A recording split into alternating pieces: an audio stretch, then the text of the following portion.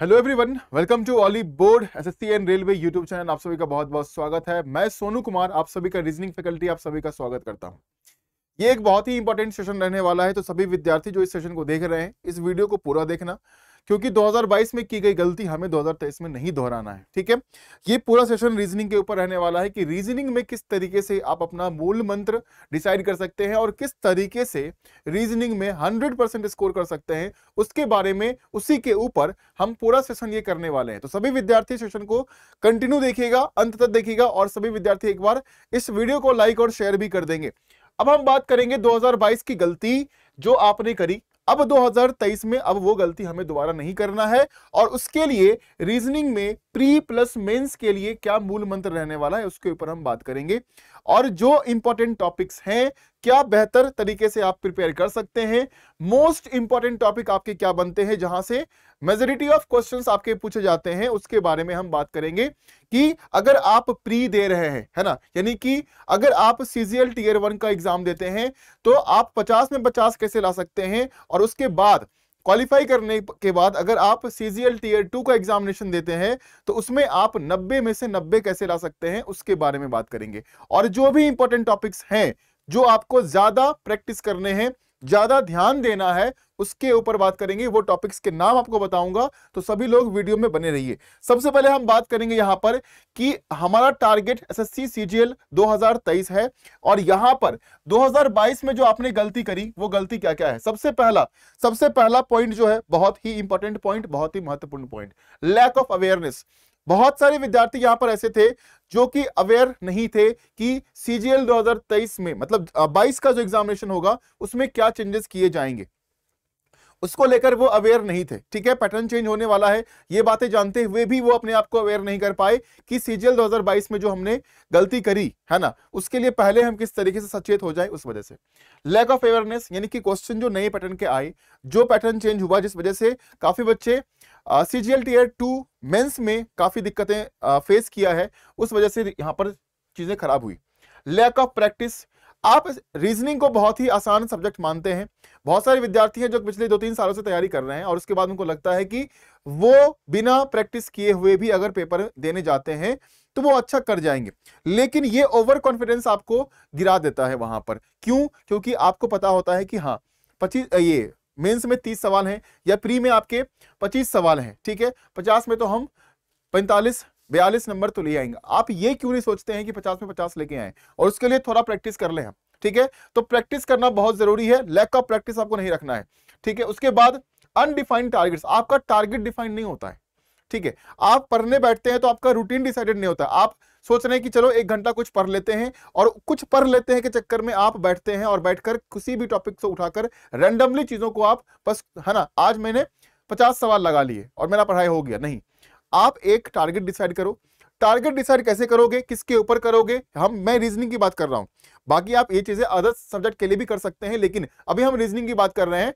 तो यहां पर चैप्टर वाइज चीजें आपको टारगेट करनी पड़ेगी, और कौन कौन से चैप्टर इंपॉर्टेंट बनते हैं उसके हिसाब से अपने टारगेट को डिसाइड करिए कि कहां से मैं ज्यादा मार्क्स ला सकता हूं। हमें मार्क्स ज्यादा लाना है, हमारा टारगेट क्या है, हमें ज्यादा स्कोर करना है, ना कि हमें पीएचडी करनी है। हमें ज्यादा स्कोर करना है, एग्जाम क्वालिफाई करना है, अच्छे रैंक लेके आना है, अच्छे नंबर लेके आने हैं, ताकि जो मेरा ड्रीम जॉब है, जो मेरा ड्रीम पोस्ट है, उसको मैं हासिल कर पाऊं।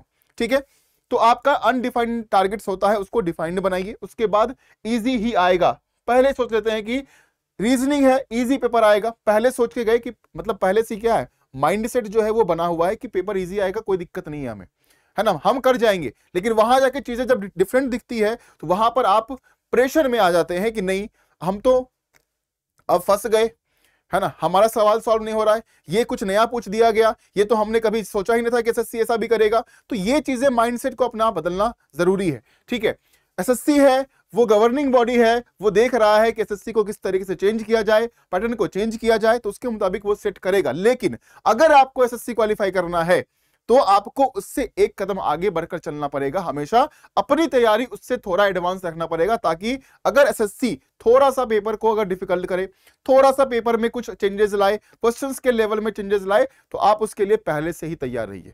ठीक है, तो ये सारी गलती जो आपने करी है वो आपके 2023 में नहीं करना है।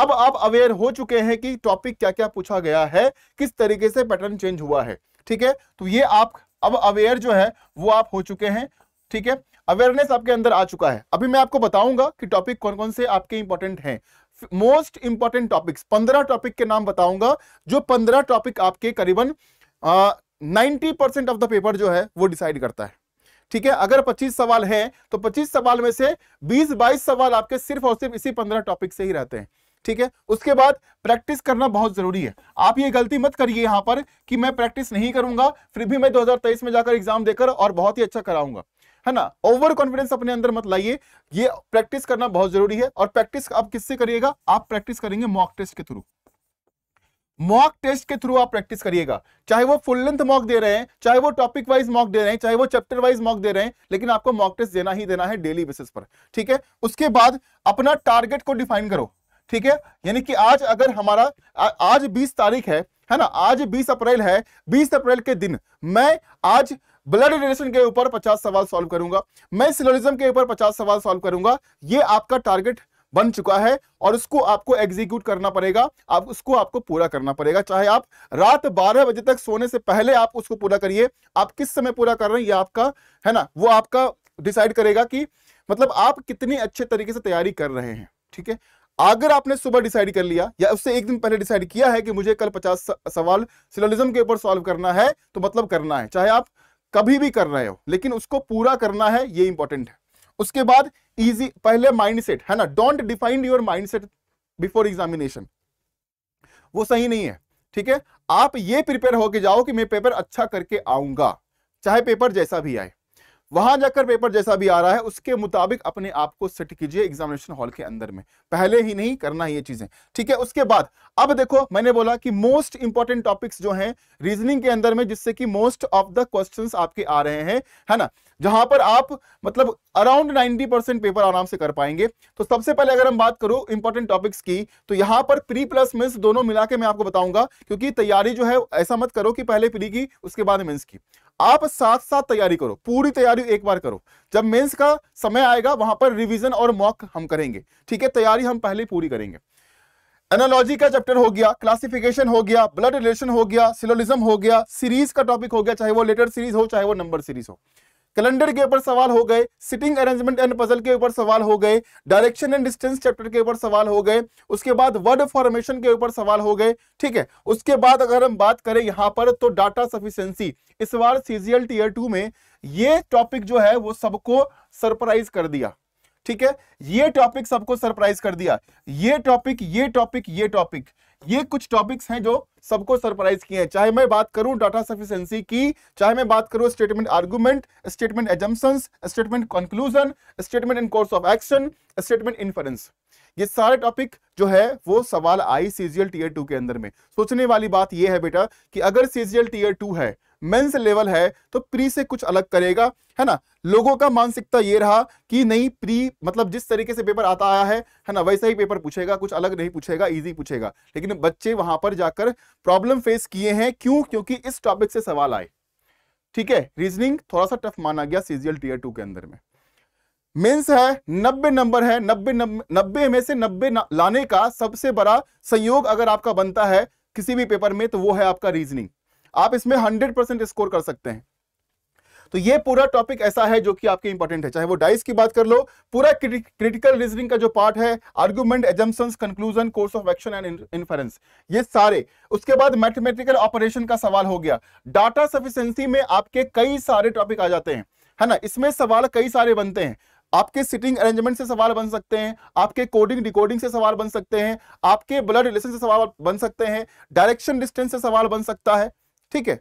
उसके बाद कंपैरिजन वाले सवाल बन सकते हैं। होना क्या है, सवाल क्या आता है कि आपके पास स्टेटमेंट दिए गए, स्टेटमेंट जो दिया गया है उसके बेसिस पर आपको बताना है कि क्या ये स्टेटमेंट हमारा सफिशिएंट है उत्तर करने के लिए या नहीं है। तो यही चीज रहता है, सिंपल सी बात है, ठीक है। तो ये पूरा टॉपिक आपको रिवाइज करना है और इसके लिए आपको वाईटी क्लासेस जो मेरी चल रही है यूट्यूब पर, फ्री क्लासेस जो चल रही है रीजनिंग की, 12 से 1 बजे दोपहर का समय होता है और 12 से 1 बजे मैं क्लासेस लेता हूं, उसमें मैं पूरा टॉपिक वाइज कवर कर रहा हूं।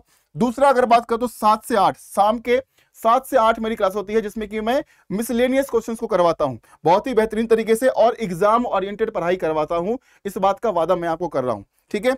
फ्री क्लासेस है और ये मेरा व्हाट्सएप नंबर है जिस पर आप कनेक्ट कर सकते हैं मुझसे। अगर कुछ भी प्रॉब्लम हो, पूछना हो, अगर आपको व्हाट्सएप ग्रुप में ज्वाइन होना है जहां पर सारे स्टूडेंट टारगेट वाले हैं, ठीक है, जो कि सीजीएल देने वाले हैं, सारे विद्यार्थी करीबन 250-300 विद्यार्थी हैं वहां पर, तो आप मुझे व्हाट्सएप कर दीजिएगा, मैं आपको ऐड कर दूंगा। ये मेरा नंबर है, जब भी कोई दिक्कत हो तो feel free to talk to with me, ठीक है। आप बात करिए, सॉल्यूशन करिए चीजों को और आगे बढ़िए। एग्जामिनेशन हमें निकालना है, सीजीएल में हमें इस बार नौकरी बेटा लेना है। तो ये वाटी क्लासेस जरूर आप लोग फॉलो करें, है ना। दिन के 12 बजे से 1 बजे तक मेरी क्लास होती है और शाम के 7 बजे से लेकर 8 बजे तक आपकी रीजनिंग की क्लास होती है। यूट्यूब पर फ्री क्लासेस है और बेस्ट कंटेंट मैं आपको प्रोवाइड करूंगा for pre and mains SSC CGL 2023, ठीक है।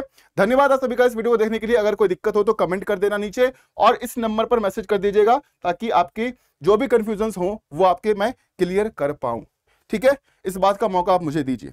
धन्यवाद, जय हिंद, ठीक है। अगर आप इस चैनल पर नए हैं तो सब्सक्राइब कर देना और वीडियो को लाइक और शेयर जरूर करना। धन्यवाद।